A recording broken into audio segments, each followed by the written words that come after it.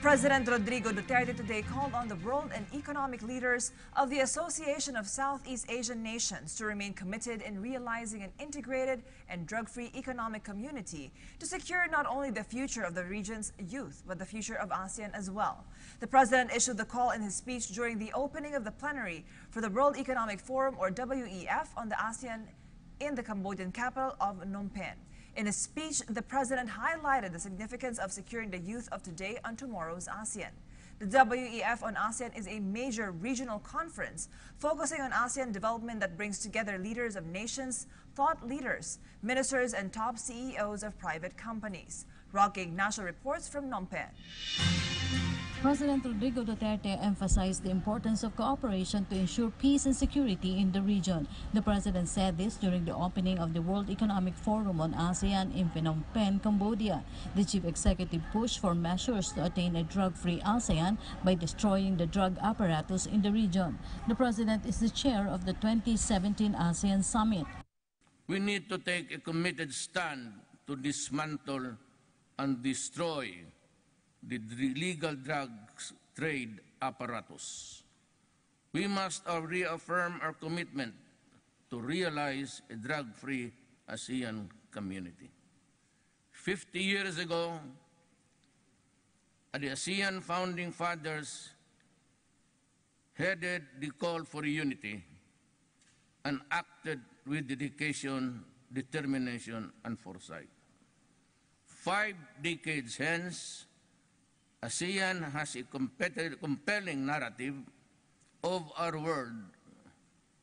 ASEAN is now closer to achieving one vision, one identity, and one community. But the ASEAN story does not end here. This is a continuing tale that we must shape and build for the interest of our peoples.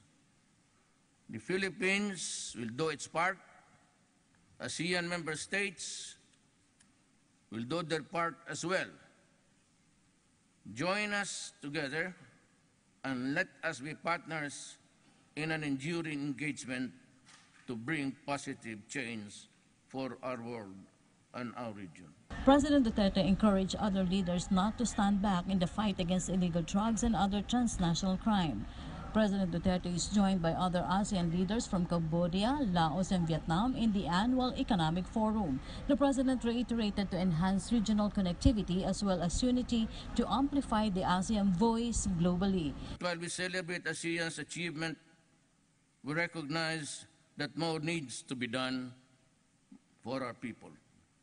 We continue to face many challenges. Integration and connectivity efforts have to be ramped up. Technical changes impact on the workforce, as well as the trade and investment and capital flows. Transnational crime threatens to undermine economic progress and development. Gaps threaten to hold us back from achieving the inclusive growth for our people. But we cannot stand by and let these challenges hold us back from achieving the future of our people, which deserve. In the 50th anniversary of ASEAN, President Duterte said programs of ASEAN should not be stood in order to bring real benefits to the people. Our vision is an ASEAN economic community that is relevant, responsive, and transformative. We seek strengthened channels for connectivity. We will intensify efforts to narrow the development gap across all areas. This as we seek ASEAN's unity and solidarity at all times through a common principled position that enhances its role and amplifies its voice in the international fora. We will continue to seize opportunities with our economic partners within and outside the region. But make no mistake, in pursuit of integration, it is distinctively Asian way that will guide us. What does that mean?